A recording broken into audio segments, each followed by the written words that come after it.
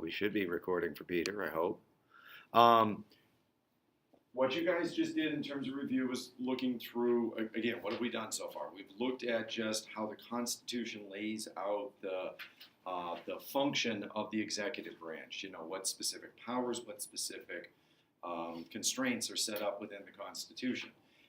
As we do that, you just moved on to looking at checks and balances. So again, what you want to think about is not just I should know the checks, but I should know them in a sophisticated sense. To what extent are they actually effective checks and used as they're intended? What we then rolled on to starting yesterday is the next kind of bump in terms of presidential power. We're looking at these functional roles. Now, a functional role is simply a kind of a role that we ascribe to the president because they're the president. Again, I'm hitting this drum a lot and intentionally. There's a singular nature to the position that sits atop the executive branch. It puts a name and a face to government. And as a result, we kind of put our focus on the president when it comes to our expectations. That both enhances and constrains. With those expectations comes political leverage. The president can say, the people have given me a mandate. They want me to do the following with respect to diplomacy or with respect to the economy or current legislation. And it's a way to kind of goad Congress into doing something. If you don't respect me and the people's will, you're going to face the voters' wrath, right?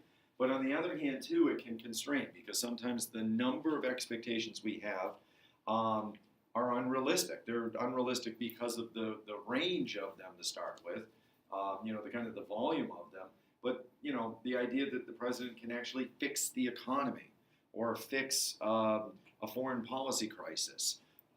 And so when, change doesn't happen immediately, the president, we quickly go from giving the president credit to giving the president blame.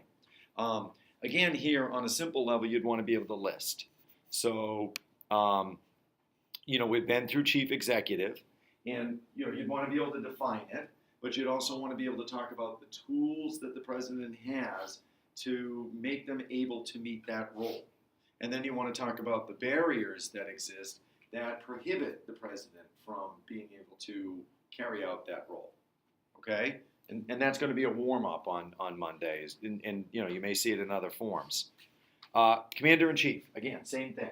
Define it, and then be able to tell me what tools the president has to actually meet that expectation, and then what barriers exist to prohibit the president from carrying out our expectations.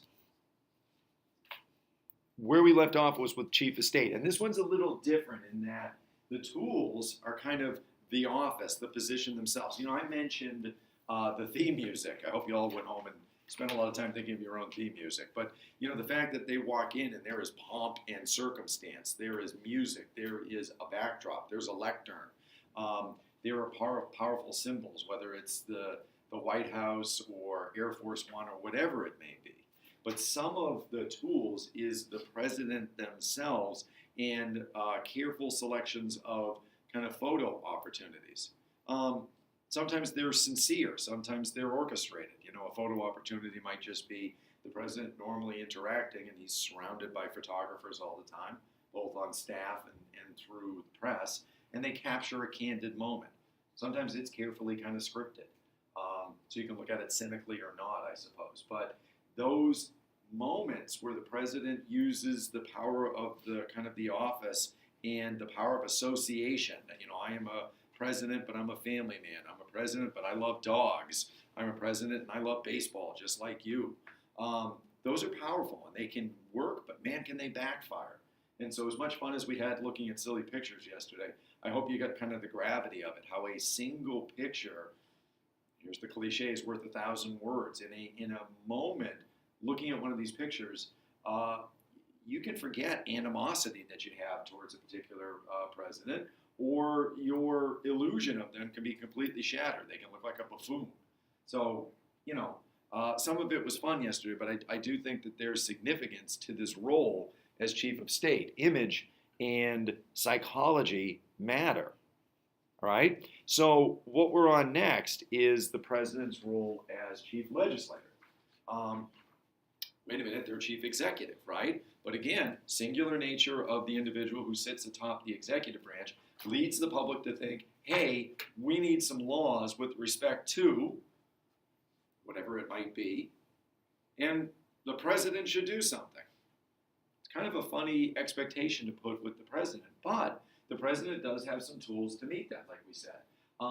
One, here I am back at it again, because there is a singular nature to it, it's easier to kind of direct things. There's this top-down management, and the president has all kinds of policy units and experts within those policy units. And so they can sometimes a little more swiftly, with a high degree of expertise, put together a policy proposal, put together a legislative proposal. They can package it. So what you find in modern times is increasingly the president is a major source of legislative proposals, right? And then, again, a congressman is 1 out of 435. A senator is 1 out of 100. They are public figures, but all cameras do not necessarily swing to them as much when they decide to, make a public statement. So the president can carefully orchestrate, the fact that they're one of the most watched individuals and use the media attention as a bully pulpit. And they can begin to say, hey, again, I know I use this example a lot, but it's what's in the news. President Obama talking about we need to get going with some sort of gun control and using whatever appearances he has as a way to kind of talk about that, right? What we haven't mentioned, and I want to bring kind of to the foreground too, is that, we talked about leadership in the House and the Senate, getting members in line with this, this carrot and stick, this arm twisting and favors kind of approach. Well, the president can do the same thing. There are things that the president can do that grease the skids. I'm going to call leadership. I'm going to volunteer some sort of trade-off. I'll do some log rolling with you. Get behind me on this, and I'll get behind you on that. They can talk about using, I will campaign for you. I will campaign against you. They can talk about, look, I'd like to appoint you to something here. There's studies and commissions and policy groups and things like that, and I'd like to kind of give you a role in that. So there's all kinds of things that the president can kind of hand out, and there's ways that the president can use the office and the focus on the office to do some subtle threats. I don't mean to make it sound, like he's a crime boss or anything like that. It doesn't. There's well, I suppose if you're Nixon or Lyndon Johnson, it gets a little more colorful, but it's part of the art of politics, I guess is what I want to stress. And then here are the familiar ones again. Once a law is passed, there's a tremendous amount the president can do to shape it during its implementation.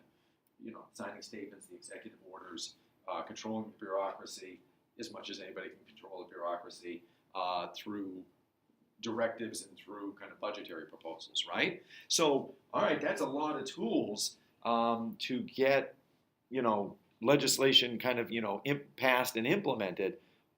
What's the barriers? And again, it's a kind of a familiar list. We deliberately divide power within government. It's a way of preventing the concentration and therefore abuse. But man, does it make things hard to get done sometimes, right? So when the president is trying to spearhead legislation, there is still Congress and the courts and the bureaucracy to consider.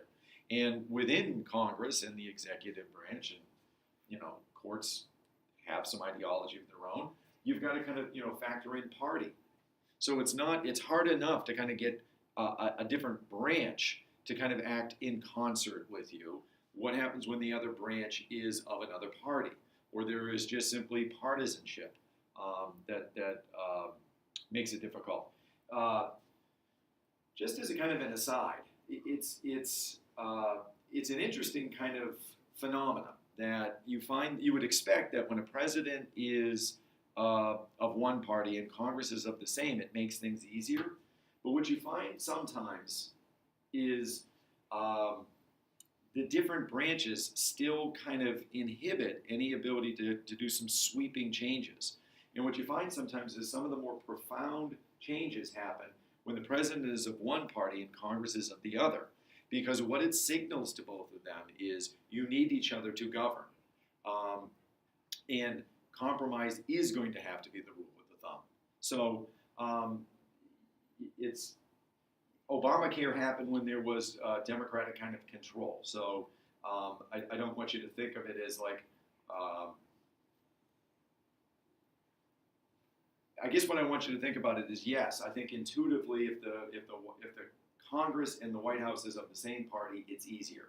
But what I want you to remember is it doesn't necessitate that things don't happen if they're of opposite parties. And in some ways, it's going to have to force compromise. Both of them want to point to things and say, look, we did things, right? And sometimes what they arrive at is potentially a little more meaningful or at least stable because both sides have agreed to it. What you see with Obamacare is the other side continually threatening to undo it.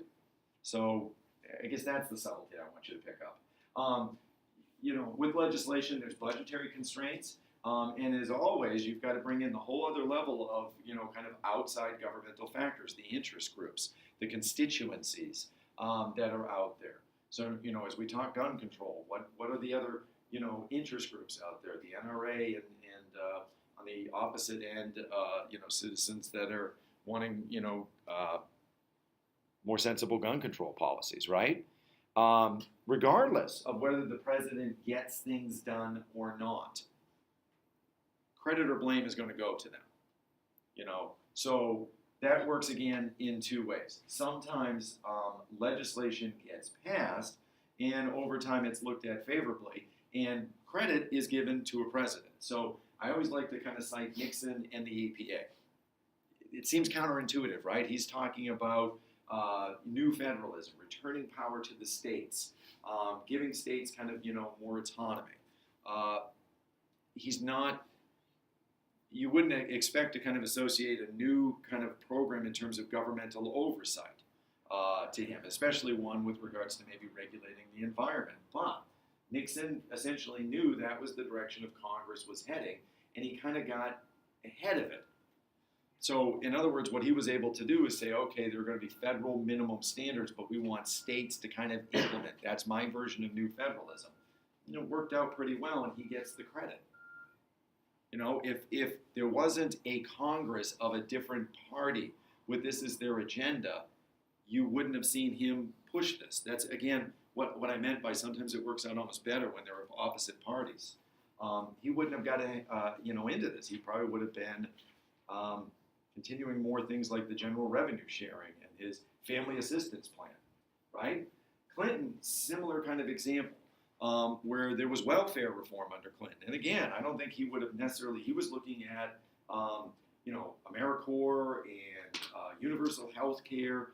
I don't know if he was coming in necessarily looking for wholesale revamping of our welfare system. But then there was the '94 Republican sweep, and Clinton knew that they're going to keep putting this on my desk, so I need to get ahead of it. And he worked with Congress, and they achieved a kind of a compromise version that he signed, and it was widely credited with being some solid policy, I guess. It brought in some necessary reforms. So here's examples of things that presidents may not have actually spearheaded or wouldn't have on their own, and yet they get credit for it. And then similarly, you can kind of think of, terrible policies that somebody comes in and they're going to get blamed for. Or great policies that they had nothing to do with, it was their predecessor, and they get credit for it, right? Similar kind of pattern with chief diplomat, right? At least in terms of the barriers. So as we get to that, you'll see a kind of a repetition there. President is expected to kind of take the lead in all foreign policy matters. Now again, the Senate has the power of advice and consent. They have powerful committees like the Senate Committee on Foreign Affairs. They have intelligence, the Senate Committee on Intelligence. It's literally something as simple as that. But they have a role obviously in foreign policy. But again, our focus goes to the president because it's easier. They do have obviously some specific tools like the ability to negotiate treaties, like the power to nominate all kinds of appointees, including ambassadors and diplomats and Secretary of State. They have a whole department, that they nominate for, and does that all kind of drop down into the bureaucratic establishment that they have there. They have their intelligence kind of, they have the NSA and the CIA. The International Trade Administration deals with trade, international trade and the impact of duties and things that we do to regulate exports and imports. So don't just think of diplomacy as being with regards to security issues. Remember, it's economic as well. It could be humanitarian. It could be cultural. There's all kinds of ways that we look to use diplomacy. At any rate, the president has the ability to kind of appoint people, and it includes into the bureaucracy. And then, typically, if there is some sort of high-stakes negotiation, the president or a representative of the president is the key negotiator. That's who we send, right? So, a lot of tools. But again, what are our barriers? And, like I said, it's a bit of a repetition. The Senate is a partner in any kind of foreign policy steps because of the power of advice and consent. And then you can broaden it out to the other, agencies, departments, components of government that you would need to execute any kind of foreign policy agreement. So once again, we have divided government. That's a key term that you ought to, keep an eye on. This idea of, I've seen questions before, and it stumps students as they look at what is divided government. It's all the ways that we diffuse power, whether it's between branches or levels or departments or agencies, and even party has the impact of creating a divided government. Okay. The other thing that I want to add to the similar list as chief legislator is the idea of the size and the complexity of international events. And I could throw it in with legislator too. We look at the president, we say, fix it. Fix the Middle East. Syria's kind of, crazy, and, North Korea's blowing up things. There's instability all over the place. Fix it. And we say the same thing with legislation. We've got an economic crisis, fix it. We've got, an immigration crisis, fix it. So we expect the president just to kind of have this ability to pull a lever, push a button, and things are better. And I think that that's kind of unrealistic sometimes when you look at the size and the complexity of international events and domestic events, for that matter. So one of the things I guess I would make sure that you kind of look at each time you look at the role of the president in one of these functional roles is the expectation realistic? Can they actually get things done? All kinds of examples where credit and blame go where they are due and not due, right? So, you've got kind of classic examples of the president doing Herculean kind of work. Wilson getting, being the central figure in the Treaty of Versailles and pushing the international community to a kind of a new world order, and then the Senate shoots him down.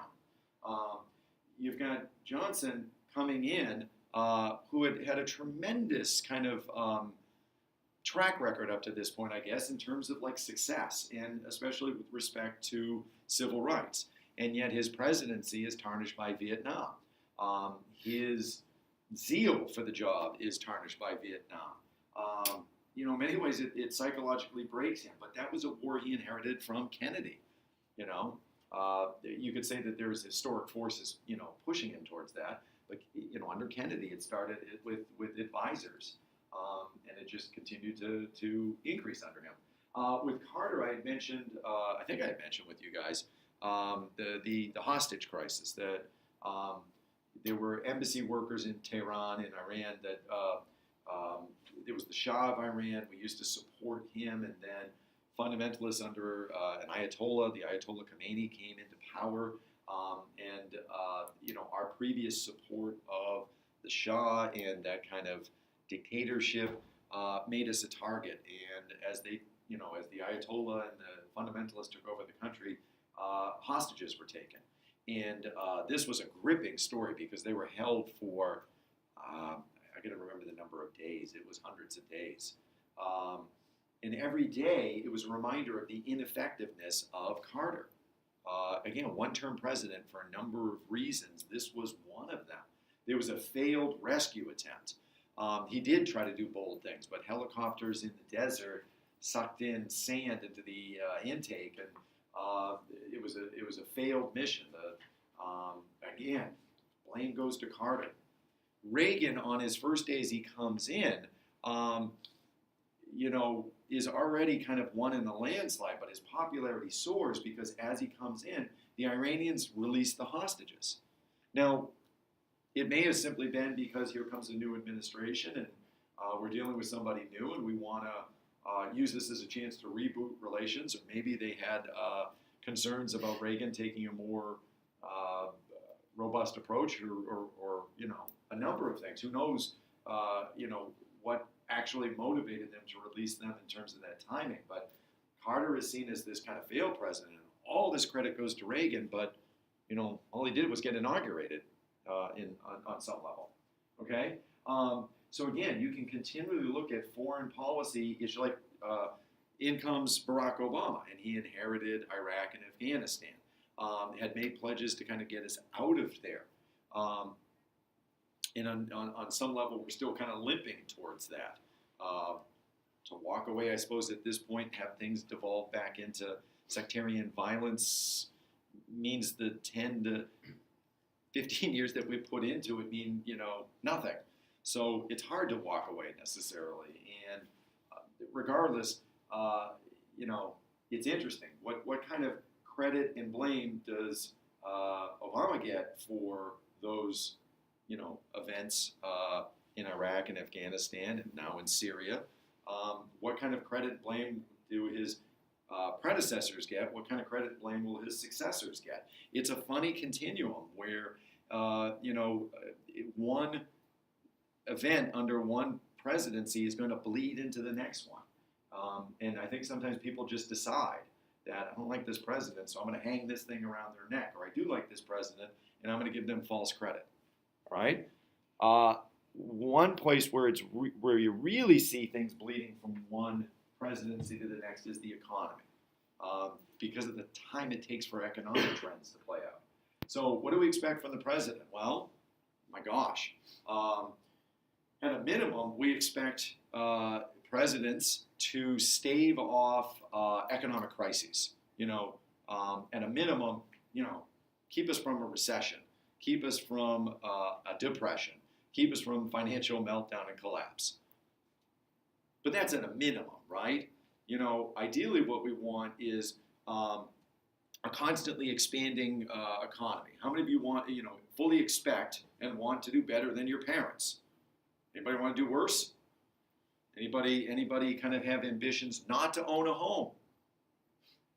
So we all expect to be homeowners, and we all expect rising kind of salaries where we do better than our parents and get to send our kids to, college with less debt. We expect them hopefully to do better than you, right? Well, geez, that's a pretty high expectation to kind of expect personal prosperity from the economy. So at a minimum, keep us from financial ruin, but ideally, make me rich. I want constant upward kind of mobility in terms of my financial security. That's a lot of expectations. Can the president necessarily do either of those? And again, when I stress, we'll get this when we talk about our economic model. What I stressed, eventually is with the economy, it's hard sometimes to do either. The economy moves sometimes in cycles. You can get 10 economists in the room. They'll give you 10 different opinions as to what's creating economic conditions. The president does have, and financial institutions do have a number of levers and tools that they can use, but those take a while to play out. And so sometimes what we're left with is not I can fix the economic ruin or I can put money in your pocket, but it's capitalism. What level of disparity is acceptable? There's going to be winners and losers, and where is my kind of ceiling and floor, right? That will come up later, but I just wanted to hint at it. What are the levers and buttons that the president has? Well, one is submitting the federal budget. And we'll look at that, more specifically again as we look at economic policy, but that process used to be diffused. It was a bottom-up kind of process. What kind of similar to a school, and then I head of the department, and I have a budget. Not a massive one, but I get money for supplies and books and other things like that. And I have to submit a budget proposal. How do you think that would go? What do you think I ask for? Do I ask for, if I got $3,000 last year, what am I going to ask for this year? Am I going to base it on my needs? Allie's grinning. What am I going to ask for? At least. I'm going to ask for at least what I got, if not more. Because if I ask for 3, guess what I'm getting? 2.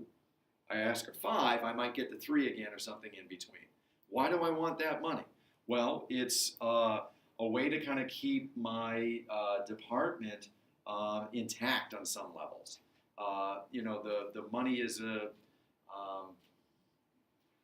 it's a way to ensure that the department kind of continues to function.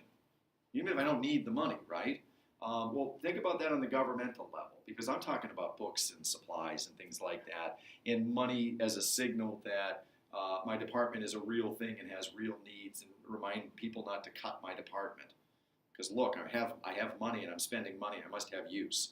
Well, think of it in terms of like Department of Defense or Department of State or whatever other department you can kind of think of. Because there, that money also translates into jobs, positions. It translates into policy, right?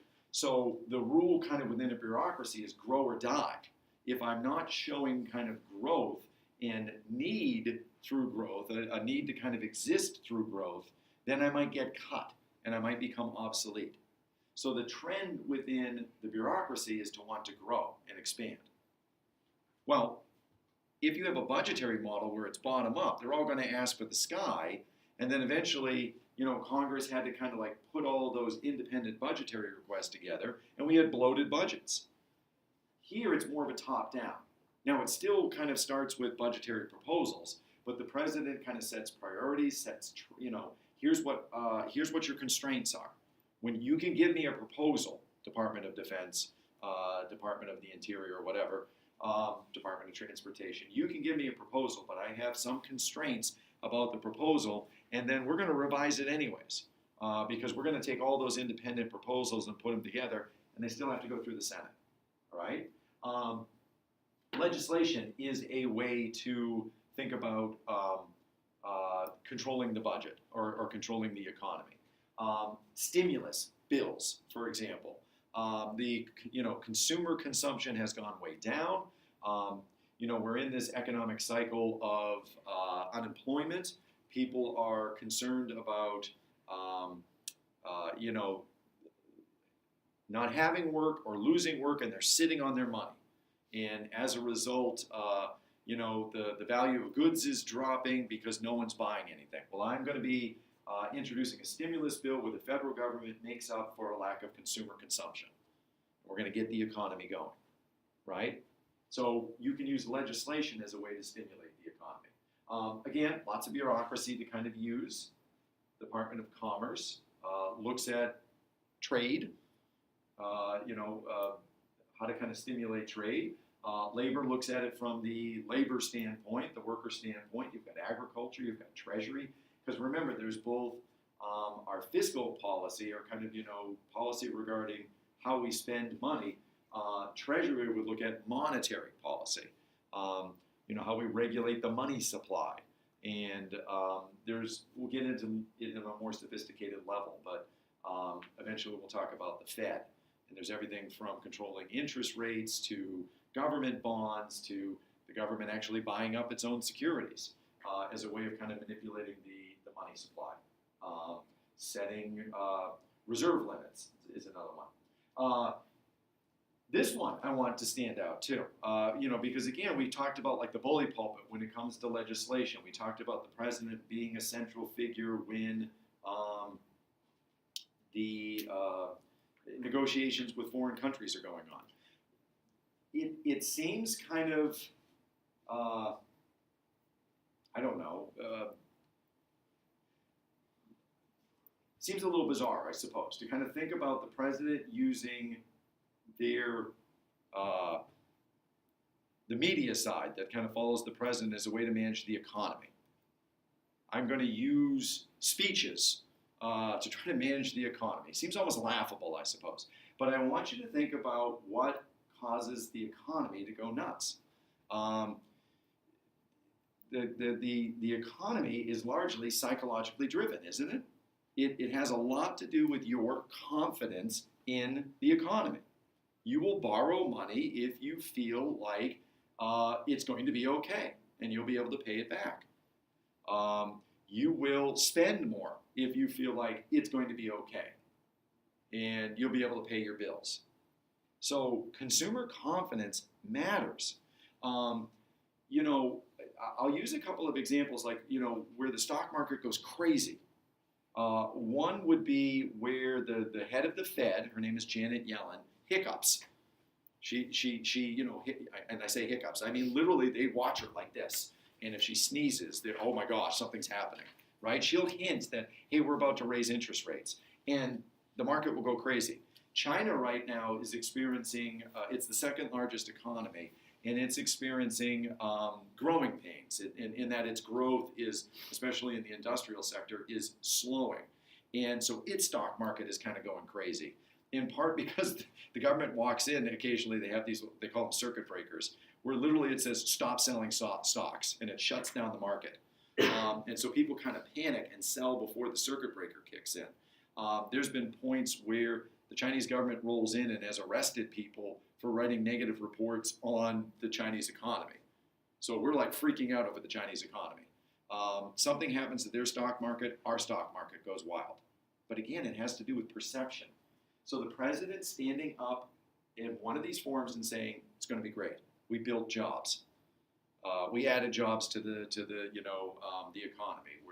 We're in a period of upward mobility. It's going to be great. That matters because of how much psychology matters in economics.